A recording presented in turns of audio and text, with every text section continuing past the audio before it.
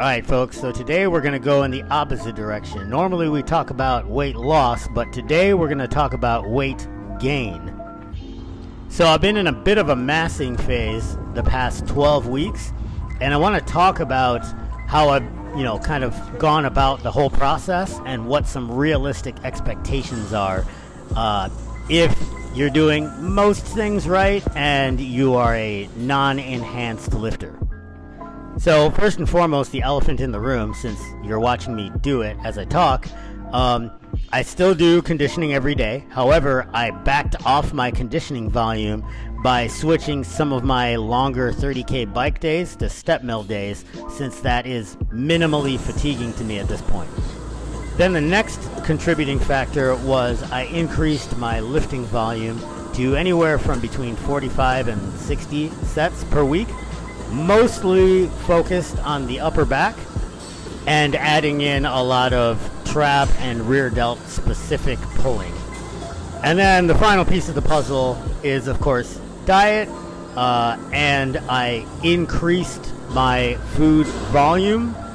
You can interpret that as something to like maybe 300 to 500 extra calories, or using my fist system, I went from 4 to 6 ounces of meat a meal to 6 to 8 ounces of meat a meal.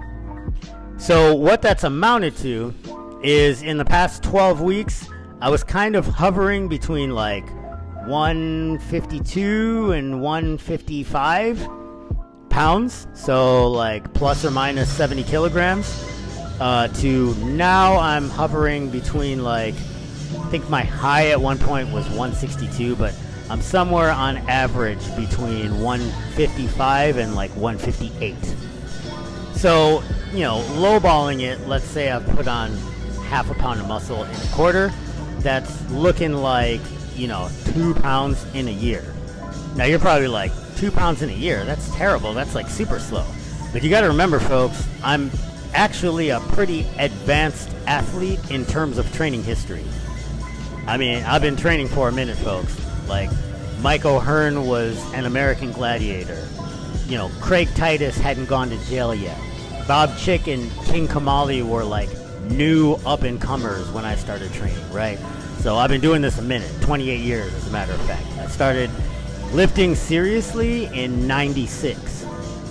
Being an advanced lifter isn't like a badge of honor. It's actually kind of junk, because it means that you need to do every little thing right if you want to see any gains whatsoever.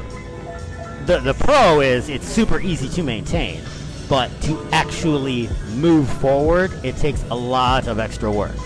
It's asymptotic the longer lifting experience you have. Now, a couple of takeaways from this experiment that is continuing is that obviously I could probably gain a little bit faster if I backed even further off my conditioning volume.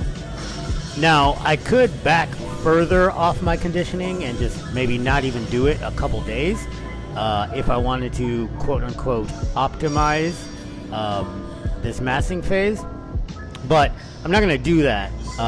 My daily conditioning is a no-fail task, because that's the biggest lever on improving my health markers. And furthermore, the additional benefit of conditioning that a lot of gym bros don't quite understand is that the better conditioned you are, the more volume of lifting you can handle, and generally the quicker you recover.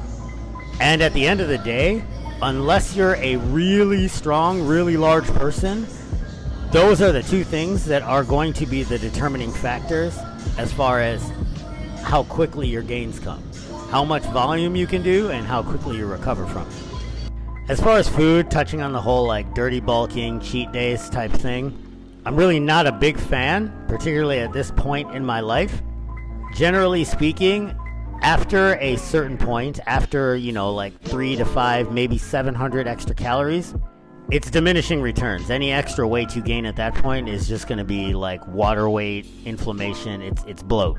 And that's provided your training stimulus is sufficient enough to even move you in that direction. Speaking of direction, you can kind of see here the trend that I've been tracking the past 3 months.